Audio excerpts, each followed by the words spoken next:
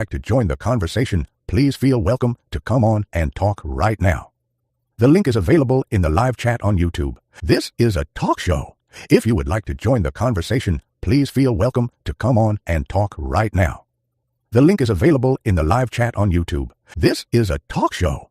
If you would like to join the conversation, please feel welcome to come on and talk right now. The link is available in the live chat on YouTube. This is a talk show. If you would like to join the conversation, please feel welcome to come on and talk right now. The link is available in the live chat on YouTube. This is a talk show. If you would like to join the conversation, please feel welcome.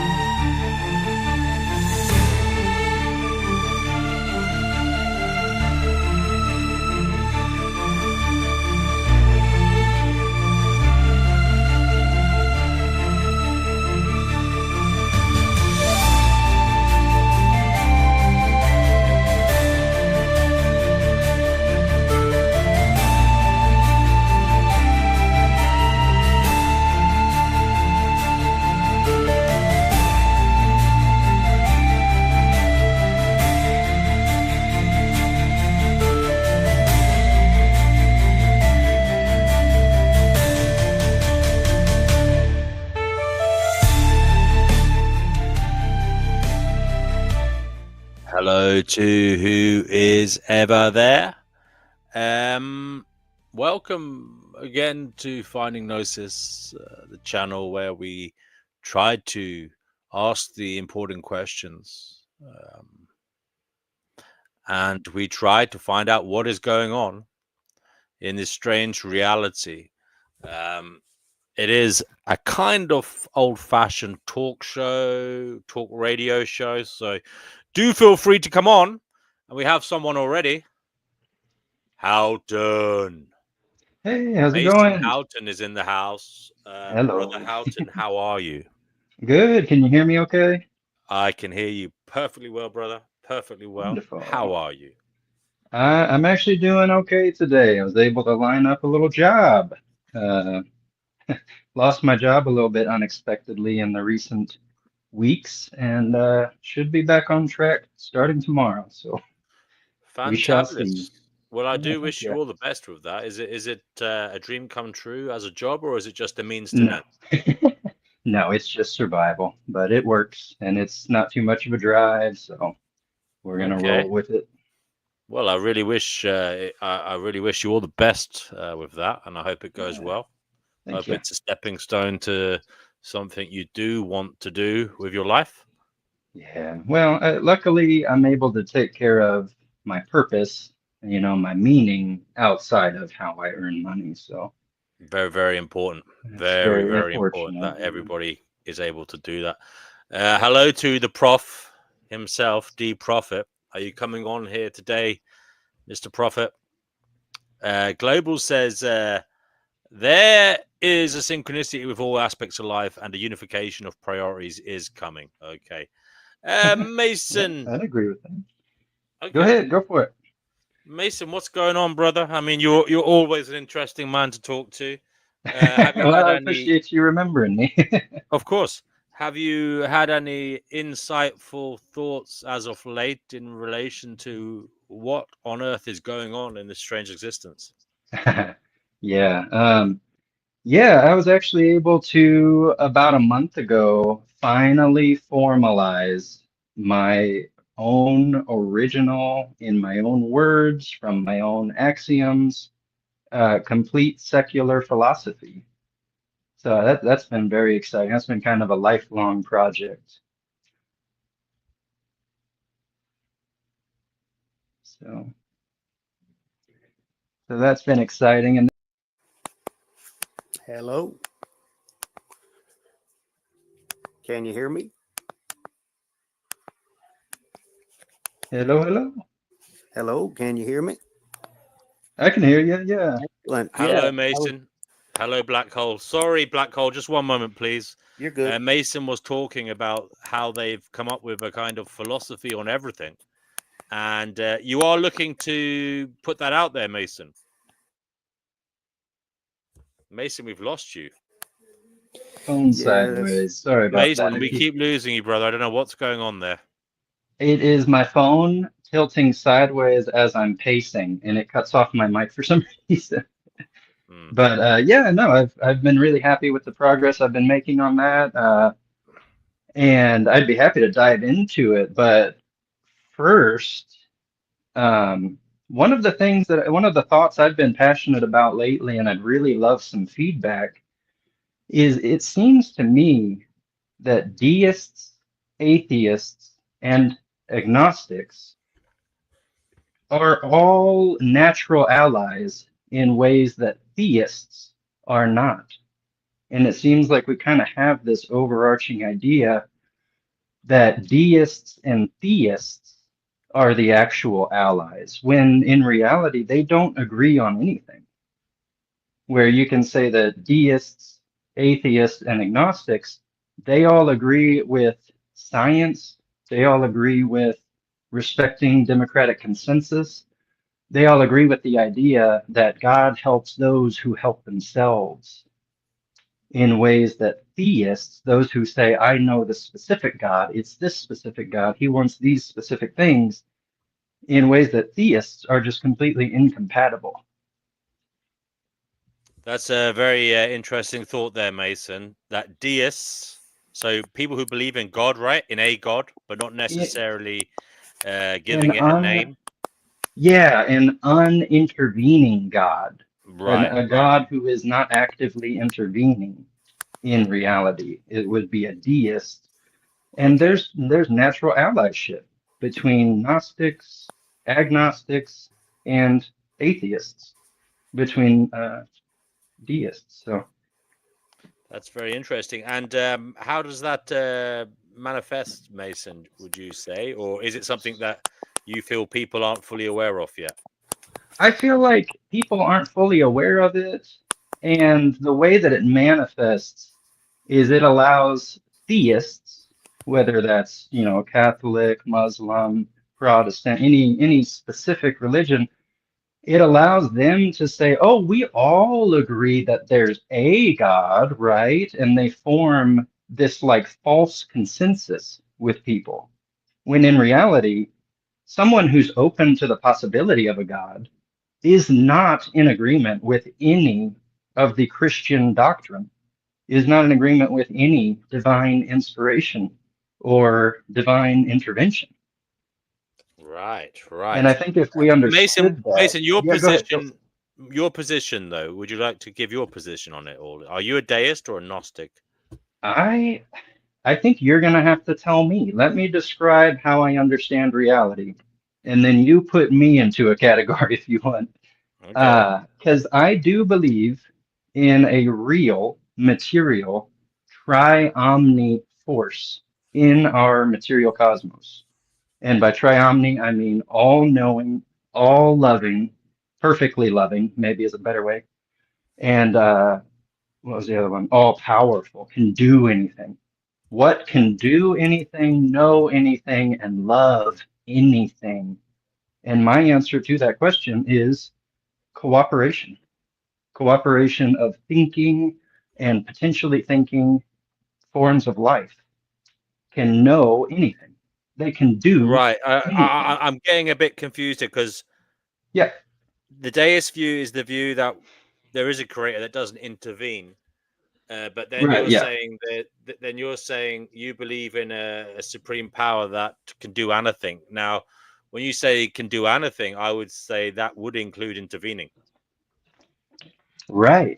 And So I what wouldn't put you. that force is, I in my wouldn't words, put you down as a deist. Therefore,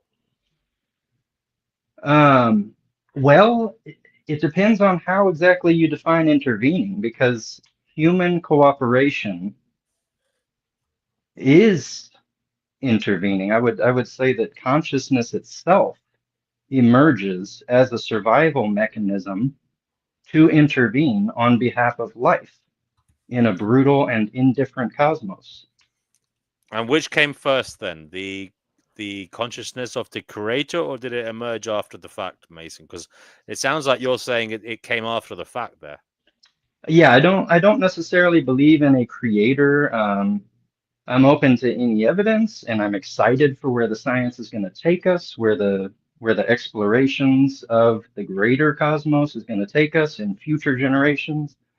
But I don't necessarily believe in a creative force, but I do believe in a triomni force, and that triomni force is cooperation. I For think through, cooperation, for what reason? yes, on behalf of fostering life in a brutal and indifferent cosmos. And it's the same cooperation that is the engine behind capitalism. It's just people working together, people and things working together towards sustainable goals, which is often not the result of capitalism. Let me be clear about that. Well, it could be. Is it not the case, Mason, that people are doing that in many different ways? It just may Yes, exactly. Yes. it just is that sometimes it doesn't work out. There's trial and error involved. There's also it depends on circumstances. So sometimes the means fit what is going on. Other times they don't. So for us to judge, for example, capitalism as wholly, not good, is a bit myopic. It depends on the circumstances. It depends, for example, on how it has been utilized, market is helping those in need, for example. Mhm. How it is governed in terms of how it is developed in an aim that is helpful to the species as a whole, Yeah. And or is it perhaps siphoning off resources and power to a select few? Black Hole, do you want to come on here and talk, brother? Because you were on here and then we lost you. Black Hole says he agrees there's a great consciousness beyond this realm, and we are a part of it. Sorry, he says his microphone started acting funny, and he said we came on when he was seeing about his dinner, and his father was cleaning the floor. He says he's still here. He will stay in the chat for now. Okay, Black Hole, but hopefully you can come on in a bit. yeah, no problem. So, And yeah, Mason, yeah, go you seem you're full of love, you're full of compassion, you're full of hope. I try to be. Are you confident that we're fit for purpose then? That we are fit for purpose?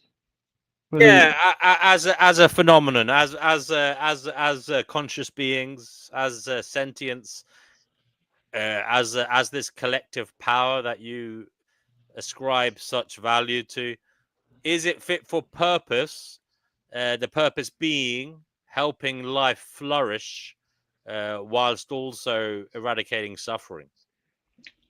I would say we're not particularly good at it at this point in history. And all of my critiques of capitalism, of any way of applying coordination, is just sustainability. So right now, we do not highly prioritize sustainability, especially multi-generational sustainability.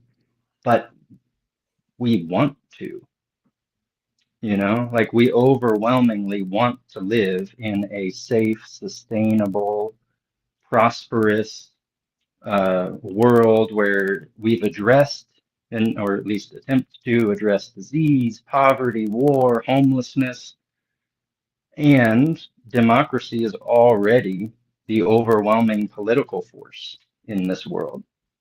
Shaky in some places, but still, we all largely submit to the force of democracy. Right. And so Mason, this is, if I'm honest, I really do believe we need to see your work. You need to start writing, make it, maybe give us a video essay or a video. Give us something, that we can get. No, I'm already pushing my. I don't want fame. I don't want, attention. It's not necessarily about fame. But I hear you. No, I do. You could do it anonymously. I have been trying to. Do you think you are an important vessel for,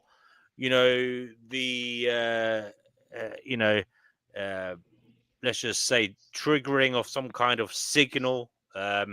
Are you somebody who is here to amplify a message? Do you feel you have a role in this? I'm not saying you've got some kind of messiah complex.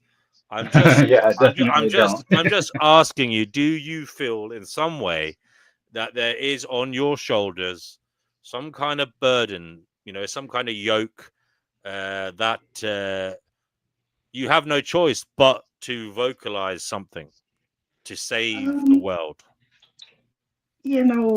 Maybe in so many words, the way that I would describe my passion and what I want to do, who I want to be, I just want to share this seemingly, it seems to me, really good information that I have. I just want to share it because I think good ideas make the world better. And I'd be happy to start with the first three axioms, or whatever the right word is, the first three claims of my philosophy, if you'd like. It won't take long. Do you want to give it a name, first of all? What is the name of your philosophical outlook? If you have one, that is. So what I'm calling it is Harmathracene thought, the philosophy of Harmathracene thought, a natural philosophy of existence. Harmathracene comes from harmony, mathematics, a nod to the Anthropocene, right? The human-driven, Mm-hmm. like the human-centric, you could say, era of Yeah. Earth's. Yeah.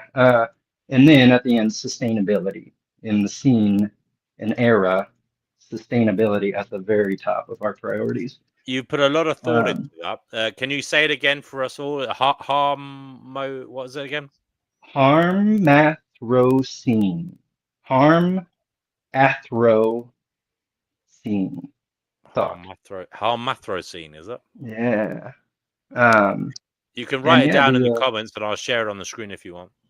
um, I'm just scared to press any buttons. No problem, no problem. Listen, it's fine. You can comment afterwards below the video. Okay. Okay, Okay. well, if you'd like, you can give us a brief. I suppose first of all, yeah, just a brief. Indulge us with a brief introduction.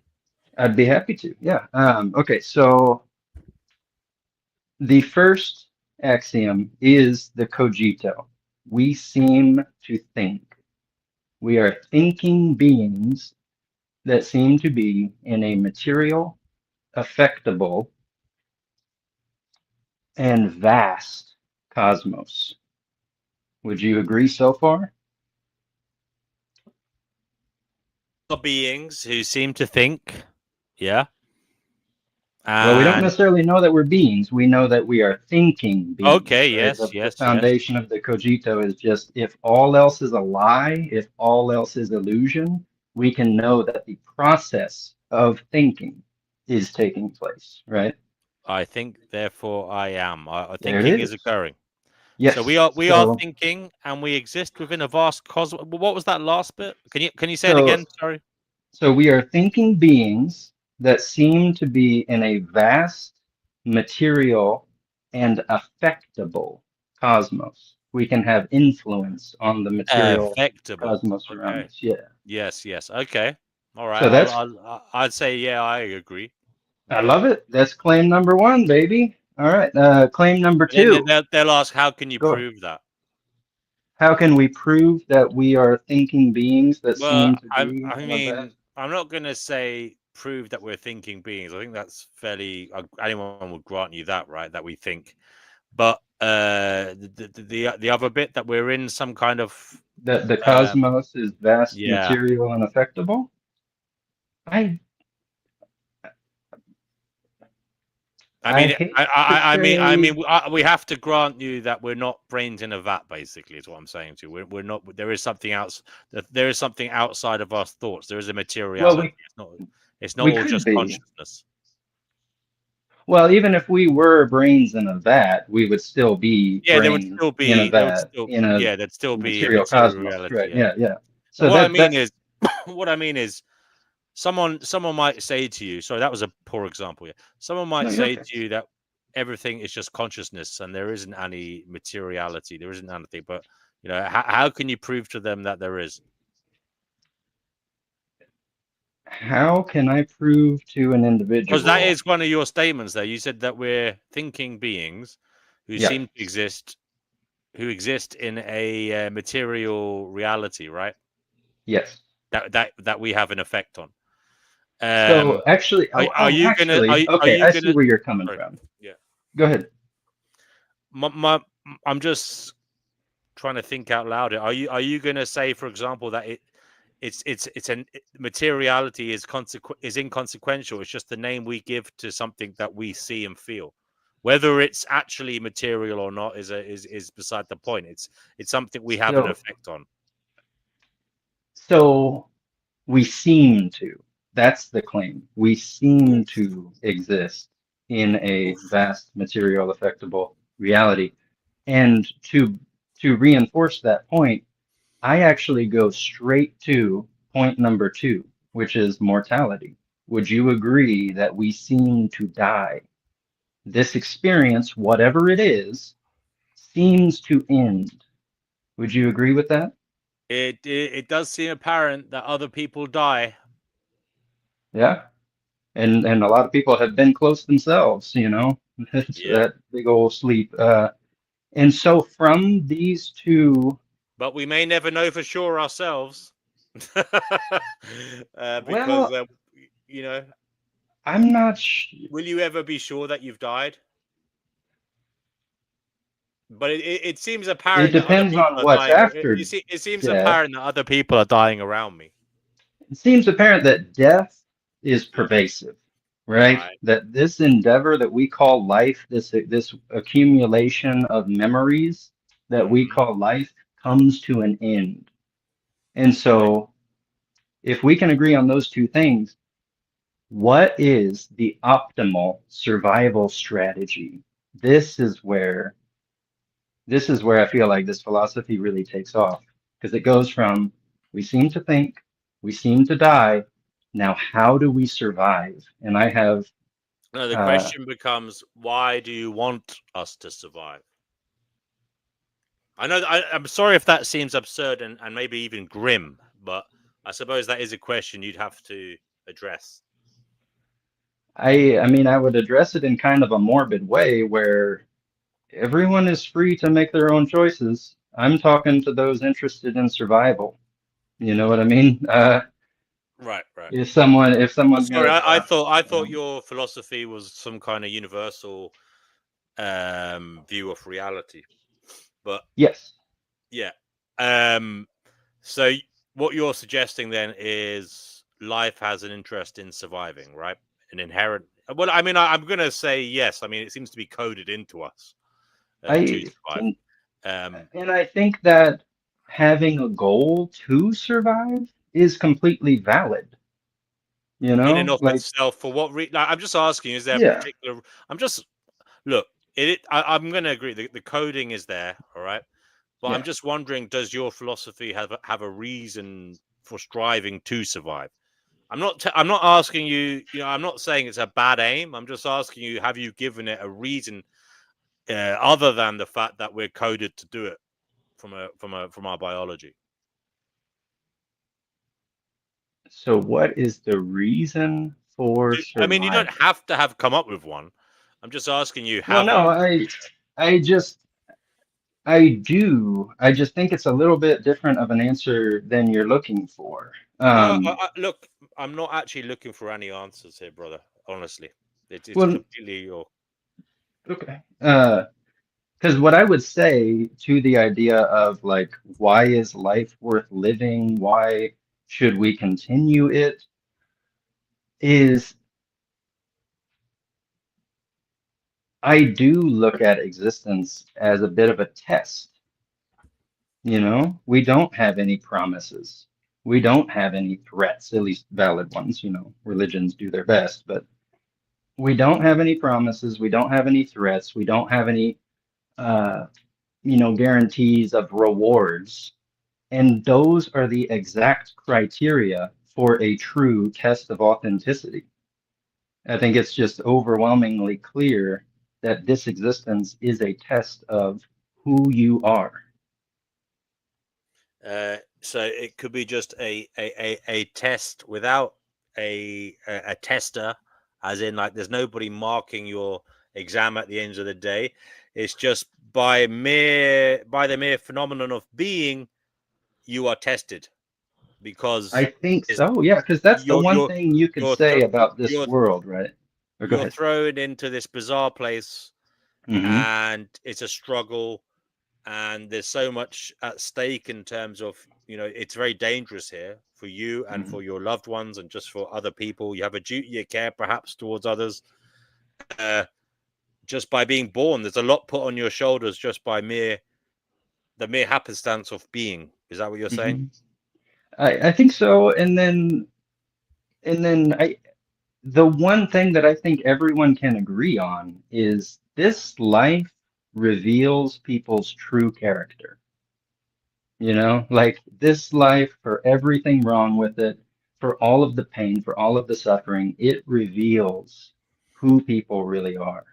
And so when it Okay, comes I'm to the going to question of is life worth living, my goal, and I think it is logically sound. I think there are no defeaters to it. I want to be proud of what I did, no matter what comes next. Fair enough. Mason, You I'm know? going to come back at you there just for one thing you said. Okay. You said life reveals a person's character. Whilst in one way that's absolutely true, in another way it's not completely true, because the way I see it is we're all like, if you like, a Venn diagram of possibilities. There's little bits of you. There's a whole collage of possibilities in terms of how Mason will behave. Okay, and it's like it's really not up to you what is brought to the fore, Mason, because it's circumstances that bring to the fore which bits of you will light up and which won't. So I suppose what I'm saying, Mason, is life will bring out whatever character is within you, but there could be other parts of your character that aren't being shown because life hasn't endowed you with the possibility of allowing bits to flourish, if you know what I mean. Yes, it sounds a little bit like we're talking about nature versus nurture. And Yeah. my way of understanding that is both nature and nurture are profound influences. But at the end of the day, if you are a conscious thinking thing, you can't help but have free will. You can't help but have choice. The only time your choice is taken away from you is when you're literally being forced into a situation. And so Right. in that way, people are acting of their own will in a variety of contexts with no promises, no threats, at least no, logically valid ones, let's say. And this existence is a test. I find a lot of comfort in thinking about this bizarre existence in that way. And I think it's logically sound as well. I suppose I'm being a bit I'm picking nits here, and I'm sorry about that, but I just feel that it's hard to judge a person's character fully from an outside perspective, like because you don't know what is confining them. Okay, they're acting within that which confines them. There are all these, if you like, invisible things that we don't see superficially. We don't see their developmental making. We don't see their psychology, their epigenetics. We don't see the stresses and strains, the intergenerational trauma, all these different things we don't see. So this statement you made earlier about someone's character being evident, I don't know if it's necessarily totally true. We get a slither of an appreciation for what the person is. But Mason, maybe I'm barking up the wrong tree here. Maybe the test isn't about other people observing them. Maybe the character is, maybe it's like you as an individual realizing your own character, and it's not about what other people are seeing. Or is it? That's exactly right. What I'm trying to ask you, Oh, go ahead. Mason, I'm asking, who is the judge here of the character? Who is the judge of the test? Exactly. Yes.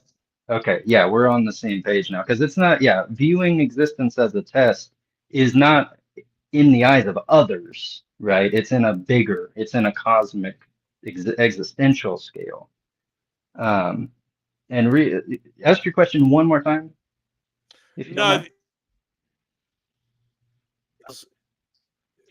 Who is this test for? Is it a case, Mason, where it's only for you, it's only for me as individuals, it's a very private affair that has consequences socially, okay?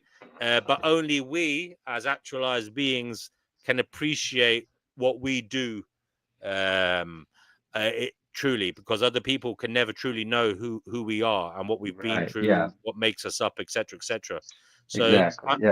I'm getting. And my answer here is twofold. One is that if we knew who the test giver was, it would corrupt the test itself in the same way that, like, let's say I'm going to leave, my children alone in the house for a little bit, and I say, hey, don't do this or this will happen.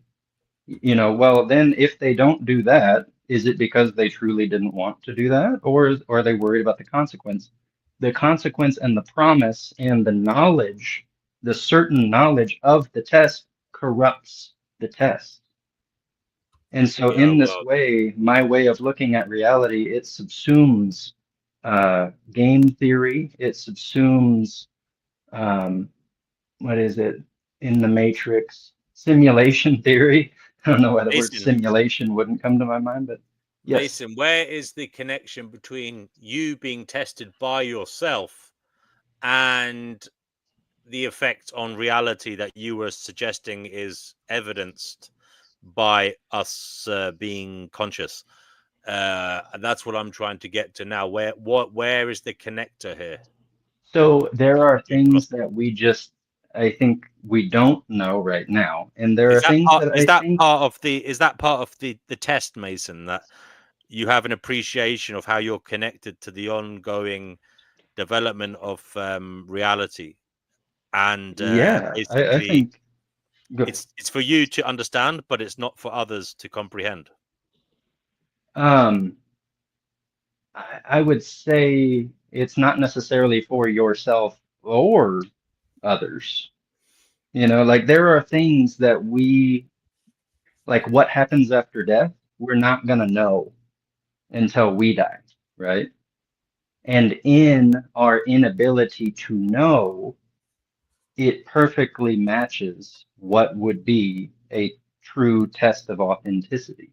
I think this reality, this existence is a test of authenticity. By who? I don't know. For what? I don't know. Because if we knew those things, it would corrupt the test itself. All right. So this is my that is my Mason. Yeah. I'm so confused, brother. But I'm trying my best. Mason, first of all, you're saying we'll only know about what's after death after we die, as in like. But Mason, my first thought there is, even if there is life after death, we might not even know there is, because we could literally just be born again. Could be, memories wiped. What I'm saying, not even a memory wipe. It just could be just energy is just transferred, and it just becomes something else. And like the memory is not there. It's just like, as I say, your memory is just part of the wave of energy. It's not something tangible in terms of when you die, it just turns into something else. The dominoes keep falling. Something else happens. You know what I mean? Yeah. Well, we are made of material stuff, right? There's not a soul. There's nothing magical about consciousness or the human animal, right? And so, yeah, in a very real sense, we are just material parts of this material reality. My test answer, if you want to call it that, is to answer. That's how I address questions of an afterlife, basically.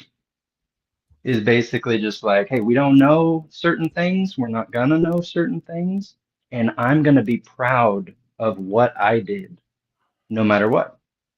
That is how I address existential questions of afterlife, punishment, reward, all that kind of stuff. Right, mate. And then when it comes to this material, you did say that you want to be proud of your existence, okay? And that is a fundamental part of your philosophy, is being proud of what you do here. Is that right? Yeah, I think so. I mean, I haven't. You mentioned pride earlier. That's why you've mentioned pride a few times now this evening. So, right, yeah, because that's how I cope with questions of afterlife, right? Is we don't know what the afterlife is going to be, right? What's north of the North Pole? We don't know. That's not a valid question. What's afterlife is in the same way kind of not a valid question. But what I do know is that if I live in an as unharmful and as optimally helpful a way as I can, I'm not afraid of anything. I'm not Okay. afraid of any of the Well, I afterlife questions. suppose we'll move on now, Mason, to how do you live Yeah, life? I'd love to And get, I'm just going to go and get some juice from the kitchen. But if sure. you could explain how you're living in this manner that is least harmful, or Yes. Okay. Awesome. adding benefits to others and yourself, obviously, let me know. Hey, I'm friends with listening, and I'll be benefit right back. minded. Sure thing.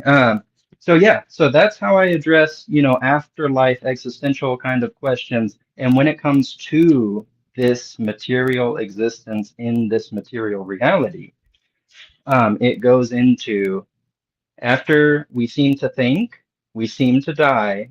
The natural question resulting from that is, okay, well, how do we prolong and optimize this life experience? It seems to be a limited thing, and it seems to me that we won't get another shot at it, right? We're not promised anything. So how do we operate in this material cosmos? And that leads right into my third and final claim, from which everything else is built. Together with love is best and only. Considering the cosmic scale of our surroundings, actively pursued symbiosis is the only valid survival strategy. Anything less than adaptive, empathetic care for ourselves and our environment is death, because suffering breeds violence, and violence is a recursive loop of destruction with no victors, only survivors. And so when the question is, okay, we're here, how do we survive? Holistic harm reduction, with our highest priority being sustainability. That is the only valid survival strategy. And if we agree that we need to love one another, care for one another, and care for our environment in a way that sustains future generations, we are cooking. We have plenty to work with if we can agree with those three universal secular claims. And so, in the realm of politics, if you're to apply this love principle, if we want to call it that, it would be, hey, no one left behind. It doesn't matter how disabled, it doesn't matter how lazy, it doesn't matter how unlucky, no one dies on the street anymore. Okay? We fund social safety nets so that people are no longer living in severe poverty and suffering, because that very suffering destabilizes the entire system, right? The very suffering that we inflict so that we can have things for ourselves destabilizes our own personal very existence, if that makes sense.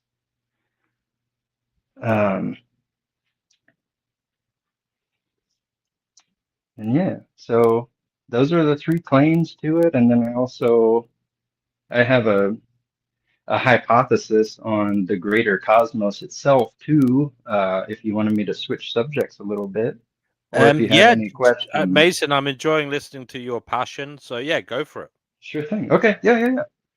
When it comes to the greater cosmos, I have developed what I call the lenticular rendered boundary hypothesis. And lenticular prints, you know how they shift as you look at them. They're not moving, they're not alive, but they shift based on your perspective and your interactivity, right?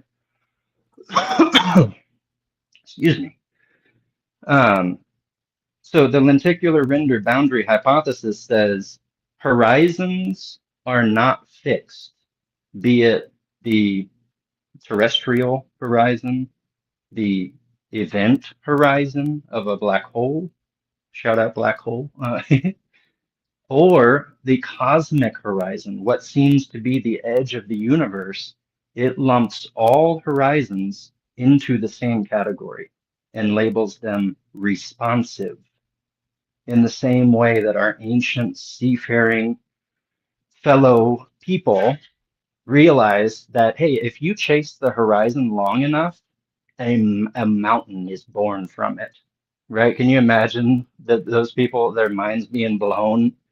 Those brave sailors going days. They don't know if they're going to make it back to their family, and then all of a sudden, an entirely new continent is birthed from the sea.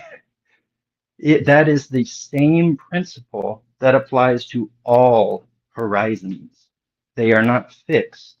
They are responsive to our endeavors. And especially when you get to cosmic scales, what is the only sustainable endeavor? Together. It has to be together. And so, yeah, Okay, when a Mason. little. And how are little you quote. going to? Oh, you go ahead. So you are you going to write this up as a little book, or are you going to? How are you going to compel others? I mean, there are obviously a lot of what you said. I'd say is naturally in humans, but we also seem to be very averse to kind of getting along in terms of like we there's a lot of conflict. You know, how are you going to get rid of the conflict? And I would say that basically all of the conflict, well, not basically, all of the conflict that we see is based on illogical, invalid premises, right? I mean, just the idea that we produce enough food to support a planetary population of 12 billion, and yet we're at 8 or 9 with huge swaths of our population starving. That is illogical. No one who understands that situation is happy with it, right? And so the way that it addresses like ingrained inertia, right, and these systems that have been built on exploitation, is it simply recognizes the fact that these systems can't last forever. You know, if you want to take capitalism in the modern US, it is falling apart. I mean, it is literally falling apart in front of our eyes. And so Hermathrsine thought, rather than seeking to combat in an aggressive or in a evangelical way, it instead says, hey, let's whisper these solutions to those who are actually listening, to those who actually care, because we're going to need to rebuild very soon.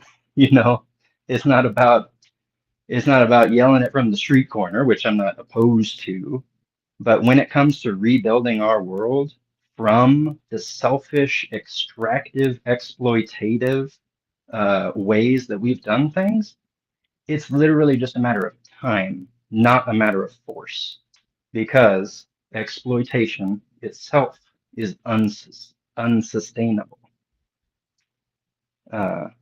If that helps, if that answers your question. Yes, brother. Yes, brother. So, Mason, when did these ideas start coming to you? That's what I want to get into the mix now. When did you start thinking like this? Have you had any kind of strange awakening? You know, David Icke kind of breakdown where you kind of just realized things were very strange and there was something else going on. Was there anything like that in your life? Yeah, kind of. I mean, here's my story in so many words. I grew up fundamentalist, evangelical Christian. Okay, I went to college to be a pastor. And during my time in college, I realized that a lot of the questions that I thought had really good answers when it came to a theological, biblical understanding of Christian doctrine, their answers were terrible. Like I had professors of 20 years, 50 years look me in the eyes and just say, oh, well, when it comes to that question, it's just a matter of faith. We must live in the tension. That was one of my professor's favorite phrases. We must live in the tension of these things that don't seem to make sense when it comes to God's character. And so during my time in Bible college, I ended up starting over. I was like, okay, well, obviously I'm not going to be a pastor because these answers are awful. And from there, I basically just started working. I had a family. I'll still have a family. Hmm. And have just been doing all of this with my free time. Philosophy, science, politics is my passion, and it has all coalesced into, yeah, what I call Hermathropine thought. Right. So it Uh, sounds like you had like an inquiring mind, and from my you sought, youngest days, yeah, yeah. yeah, yeah, you sought better answers to your questions, Hmm. basically, than those around you were able to give you. Yeah. And yeah, did was there a point though when this was very, very problematic for you mentally? Like, did you find it to be disorienting? Did you find it to be uh, a weight on your I think on your mind? yeah, I think I see where I understand where you're coming from. Yeah, Yeah, because like obviously stepping back from, yeah, go it ahead. sounds sorry, it sounds like you were very much involved in the fundamentalist side of things, the Oh, very fundamentalist much. Christianity. That was very much part of your identity.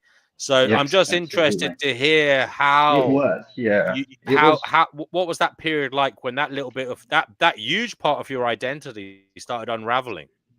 it was painful. I mean, yeah, it was painful. It was scary.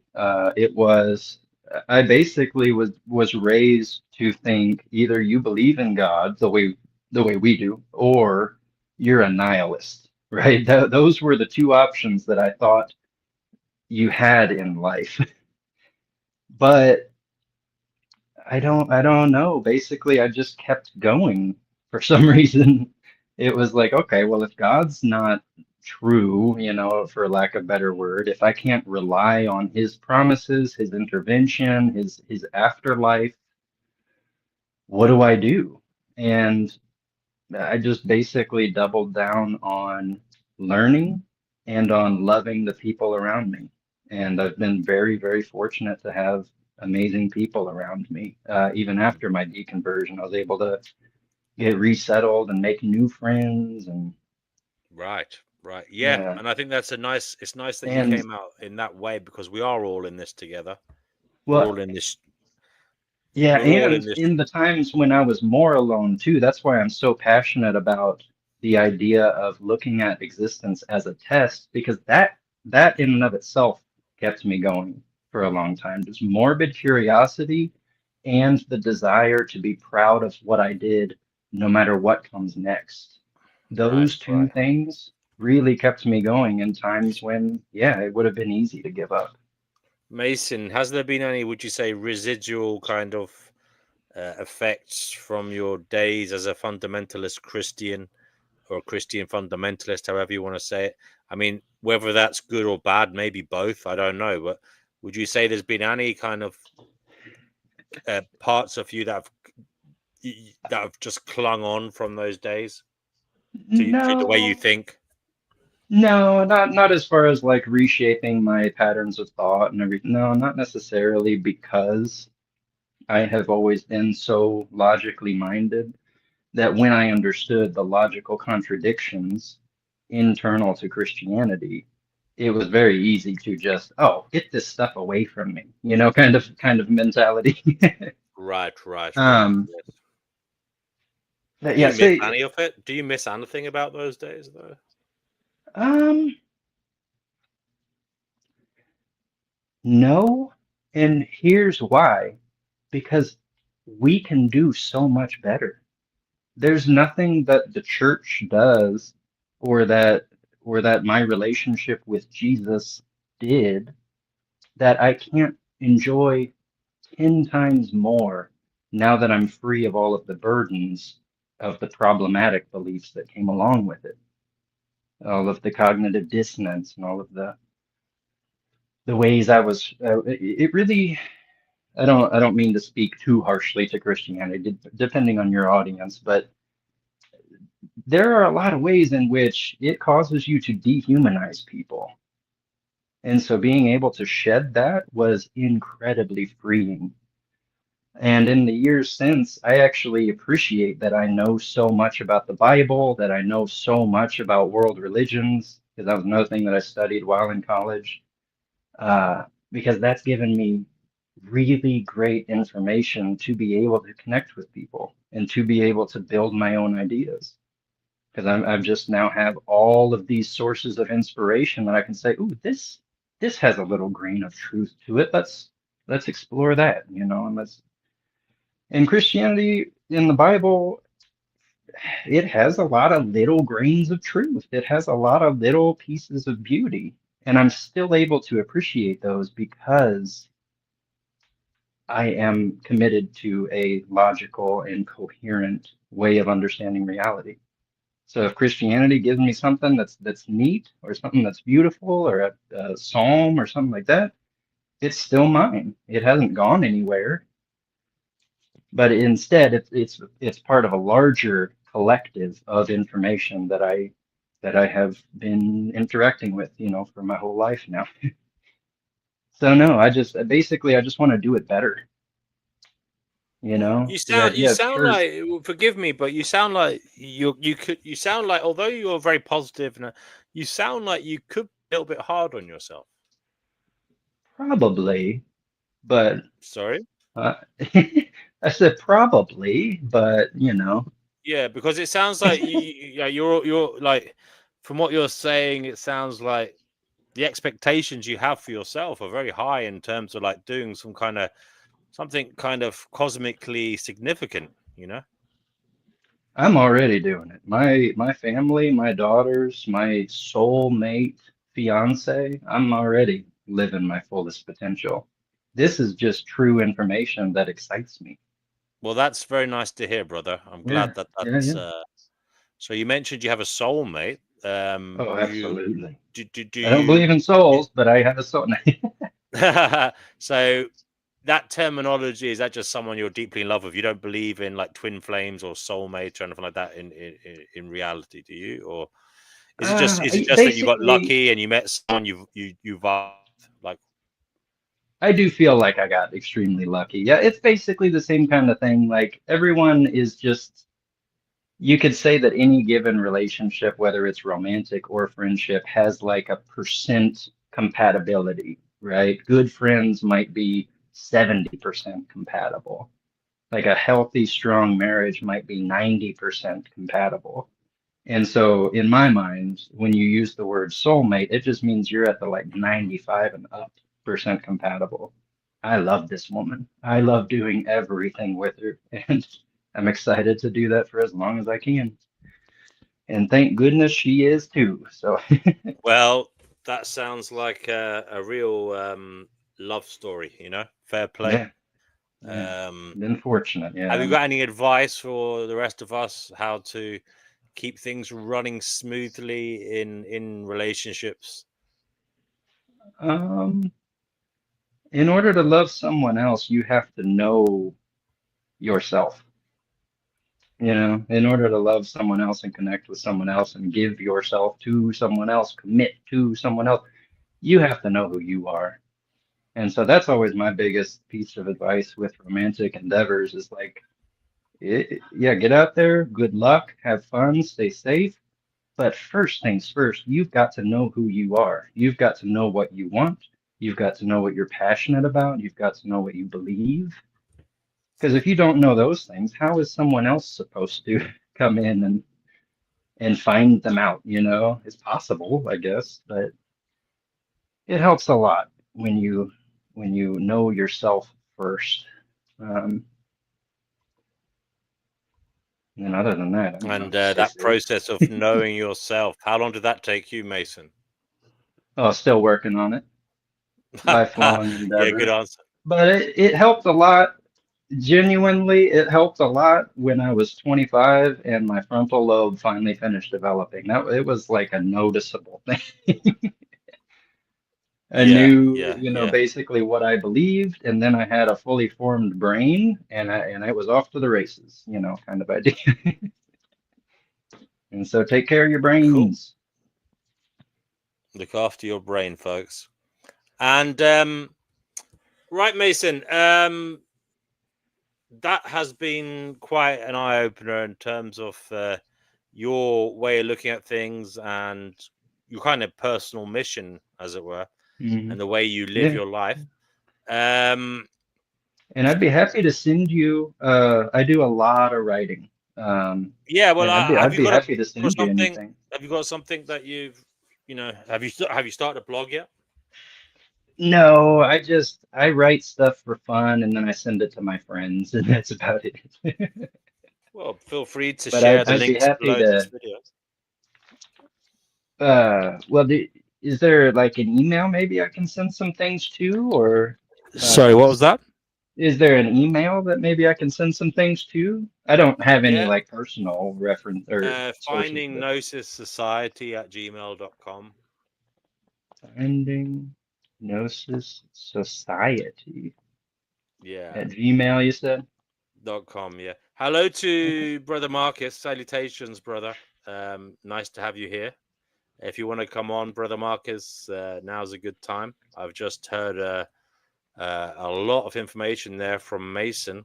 Yeah, let me Talking give about someone his. else some space here. And yeah. No, but you should stay on, Mason. It's cool. Okay, okay. But we can open it up now if anybody wants to chime in. I don't know how many people are watching. There's only about 11. Brother Marcus says, "How are things?" That's a general open question, so I'll answer it first. Things are okay. Let me think. Obviously, it ebbs and flows as usual with me in terms of the existential dread comes into my mind quite a lot. Now, Mason, you don't seem to have that, so I'm No, glad you I don't have look that. at it as a test. Yeah, that's been a very effective Yeah. way to combat that for me. Mm. Can I ask you, like, I'm curious about the source of your existential dread. Could you talk Well, about that for a little it's bit? funny because you seem to have found a meaning, like, and it's a positive one. Mm. Like this whole thing that it's a test, and that kind of perks you up a bit. But for Motivates me, me.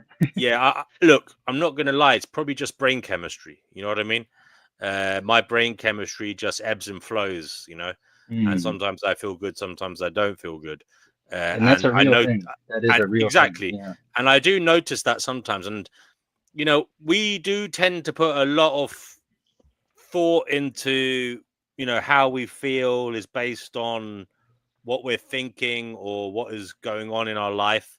But the truth is, it's actually just our brain chemistry, because two people Mm. can have the same experience but different brain chemistries, and one can be feeling great whilst the other one can be feeling terrible, Mm. despite having the same experience. So there is that. Mm. I mean, Do you think definitely. logic surpasses brain chemistry? Well, it can look, it's a tool to help you out of the mire, I would say. Yeah. Thinking does help you wade through the mire, stops you from being stuck in the mud, and it can help you work your way out of negative thoughts to And good doing answers, I something would say. pragmatic for yourself and Yeah. for others. Sorry, Mason, what did you say? Oh, I was just saying, yeah, good answers seem to be just invaluable too But when it comes even to knowing that, maintaining the for right mind. example, even knowing, for me personally, knowing that negative thoughts can come from brain chemistry, knowing that helps Mm. me see them as just like things that pop into my mind that aren't, I don't have to give as much weight to them. Do you know what I mean? Right, yeah, I can exactly. appreciate, That's a actually, great this way to is look this at is it. brain Yes. chemistry fucking with me again. Right. If I It didn't have is. this, It can be an adversary, you know. if my brain chemistry was feeling like it was yesterday or the day before or whatever it was, I wouldn't be feeling like this now. So Mm. being able to understand the kind of, or appreciate, I don't know if I understand it, but appreciate the kind of the fact that your feelings influence your thoughts, and your feelings come from your how your hormones are, and your neurochemistry, etc. So Hmm. it does help me analyze my thoughts, and sometimes even if I can't get out of the negative mode, at least I can understand, actually, yeah, this isn't mystical, this isn't some kind of negative demon punishing me. This isn't Oh, right. Yeah. this Or isn't because of my premonition thoughts. or, It isn't even yeah. necessarily because of my experience that day. It's just brain chemistry. Yeah. Sometimes that helps. I know it's weird. Sometimes just No, because that's accurate, because that's reality. Yeah. Sometimes our brains themselves work against us. They're chemical machines, and sometimes they work against us. That's well, absolutely. yeah. I mean, I think one of the greatest misnomers, I suppose, in terms of like how we talk about mental health is the actual descriptor itself. Mental health. It's actually a physical disease, really. Yeah. But yes, yeah. It is actually your brain fucking with you. Yeah. It's not, Genuinely. it's just like having diabetes or Mhm. liver problems, whatever. It's just one of your organs in your body Right. isn't Yeah. doing you any favors. Yeah. I I know hope a lot of that people don't like that attitude, but it's just one I've come to accept. It is true. one, it's just undeniable, like we have treatments that are effective, that wouldn't be the case if there really was all of this, some people call it spiritual warfare or Mm. whatever else. It is. We are physical beings. And yeah, I was able to get on a little bit of like an depressant for a time. And yeah, it really helped. It really did. Global says one can watch a movie and see the actor's Hollywood stage setting or believe the show as shown. Okay, Global. If anybody else wants to come on here, the link is in chat. Do come on and say hello. Sounds a little bit like the Plato's cave allegory, where it's like where it feeds into that same answer of the cogito in my mind. It's like, yeah, even if everything we're watching is fake, the fact that we are thinking is still undeniable. Right. And that's such an important foundational truth to fall back on. I mean, having said all that, I do think thoughts can influence your feelings as well. Oh, it's yeah, not just for sure. it's like it's a weird cyclical thing, so it can go both ways. But it's harder, I think, for your thoughts to influence your feelings. And I think so. I think that's fair. Yeah. I think it's harder. Yeah. Well, I mean, one is right there, one is right there. Chemicals are interacting with the physical processes of our brain. And then the other one is kind of a roundabout, kind of, well, everything is okay, and I know everything's okay. And yeah, one is much more potent in the moment. Right.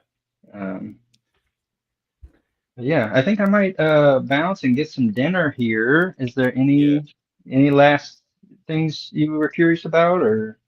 No, but it's been a pleasure to have you on, Mason. And I really enjoy coming on. I want to do it more often. But, well, I look forward to you sharing your written thoughts.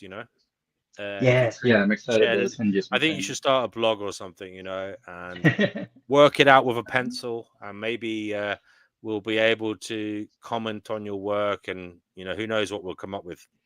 I would love that. Yeah, if I could just send you the manifesto, I don't know what to call it, the manifesto itself, and for you to give me your thoughts. Well, I think you should just start a blog. So just start a blog, Mason. But I don't mind looking at it if you want. But you could just start a blog yourself as well. I could, on Medium or Substack or whatever.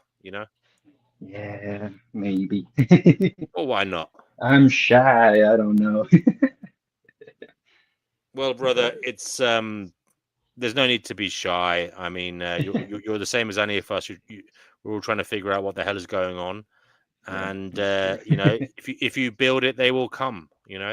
As in, people will come and give you advice one way or another, and if they're giving you negative advice, they're either right or they're wrong. So it'll be up to you to figure out what the hell is going on. If they're giving you positive vibes, well, then that's all good, isn't it? Yeah, hopefully it's all good, unless everybody's mistaken. Yeah. But we'll leave that for another time. Yeah, that sounds good. And thank you so much for putting this platform together. I appreciate what you do, and I enjoy keeping up with you. Well, it's been kind of a bit. It's been a bit all over the place in terms Yeah. of there hasn't been a schedule, but Right. we're trying. We're trying. Yeah, and we're getting there. So, Okay. Well, all right. look. Well, take Bon care. Thank you so appetit. much. Enjoy Bon your meal. appetit. Sounds Bye bye, good. Thank you so Mason. Take care. much. Bye bye. Bye-bye. Bye bye. Okay. Global says all emotions are useless unless trying to change another person. Show up again. Global always says these things in chat, but he never comes on here. Never comes on to talk. It's such a shame. Such a shame. Because he's full of these thoughts, that he likes to write down, but he doesn't want to elaborate on them vocally so that we can try to garner some greater understanding, because he has a lot to say, but he doesn't. For whatever, what is the reason you never come on to talk, Global? I've never actually got to the core of why you never come on here to talk, but you are always in the comments, which is appreciated. But it's just a shame you don't join us on the discussion panel and talk as well.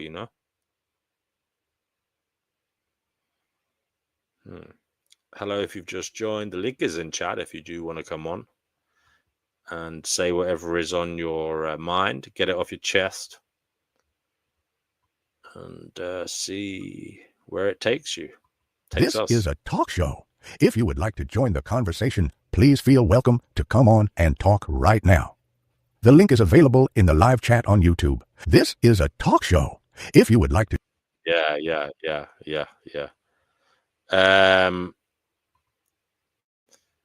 Just getting warmed up, says Mason. Hopefully your dinner's getting warmed up as well, Mason. Enjoy, brother. Okay. I don't know if anybody else is going to come on now, but we'll see. About 10 of you there, 11 of you there now. And we'll see. Really have to get topics for this show again. That seems to help with the interaction, doesn't it?